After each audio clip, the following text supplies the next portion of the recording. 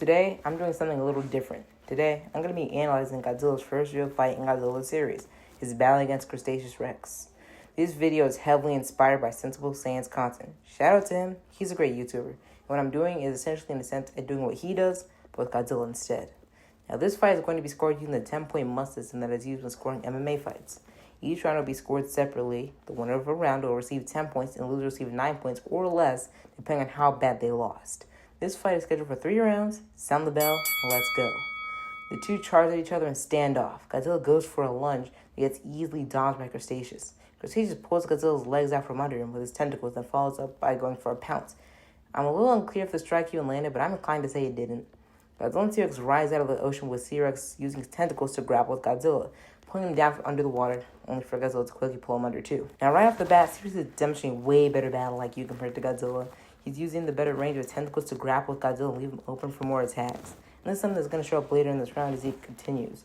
Back to the fight, Godzilla closed the distance, bringing him to an advantage. T-Rex's tentacles work best at mid-range, so forcing him into close range disadvantages him. Godzilla bites Crustacous, who was able to escape the bite by rolling over. Godzilla grappled at T-Rex from behind, but this time he gets forced off and sprayed with a stream of ink that's blinding him.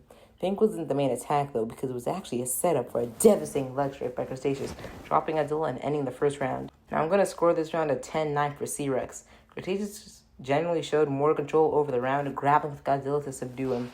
Godzilla only landed one solid strike here and one grab. Godzilla tanked basically everything T-Rex threw at him, and only got dropped by the leg strike T-Rex landed. Godzilla's inexperience definitely showed here, with him making more hasty lunges and movements generally being less smooth. Compare that to T-Rex, he definitely seems to be more calculated and had an answer to everything Godzilla tried. Godzilla was quick to adapt, though, closing the distance once he recognized the danger of T-Rex's tentacles. But that's just Godzilla in the show in general. He's always making adjustments and adapting to his opponents and their different abilities and tactics. It's really interesting to see how, as the show goes on, Godzilla becomes a better fighter, mixing up his attacks a little more, incorporating more tail whips and burrowing, and more of his abilities, instead of just usual tackles and headbutts.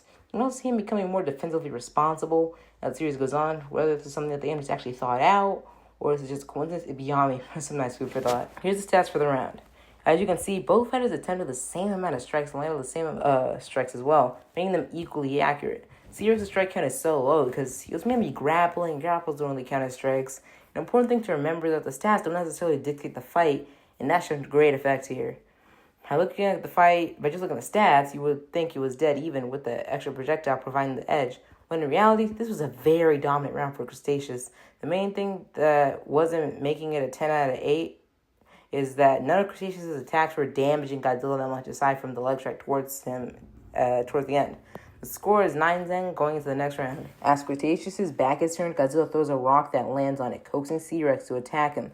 Right as T-Rex reaches Godzilla, he burrows into the side of the cliff that they're standing on, destabilizing it. Godzilla then pops out behind Crustacous as the cliffside crumbles below him. Crustacous grabs Godzilla with his tentacles before he falls. Godzilla uses his atomic breath to burn off T-Rex's tentacles, causing him to fall to the ground and get crushed by the rocks. Godzilla wins the round via knockout. This was a very short round in favor for Godzilla. I think Godzilla realized that Crustacous Rex had the advantage in hand-to-hand combat, so he resorted to sneakier tactics. Before some Godzilla haters show up, and I just want to say this move was not illegal. Using the environment to your advantage is perfectly fine in my book, and really no different than a boxer pinning his opponent to the side of the ring. Here's the stats for the round. It's actually shot as short this round, with T-Rex doing no real fighting. Well, that wraps up the fight. Here's the final scorecard that'll cover up the stats overall. Here, Godzilla equals T-Rex in all stats except for projectile attempts and projectiles landed. That wraps up the video. Let me know if you like this type of video and what other Godzilla fights you would want me to cover. I have some stuff planned. If you guys like this type of video, goodbye.